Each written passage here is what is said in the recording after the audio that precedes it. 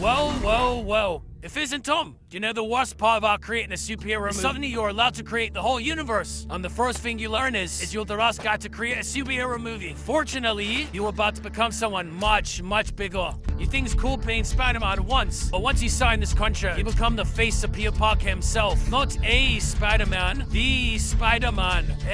Pass. Excuse me? Bro, actors don't pass on this. Who do you think you are? A different kind of actor, yes. Well, we'll see how long that lasts. I heard weird noises. Did you make a breakthrough? Sort of. I just took a long look at myself and I think it's time to retire from Spider-Man.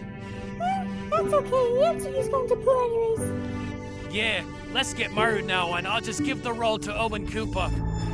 Come on, everyone. Let's live happily ever after. No.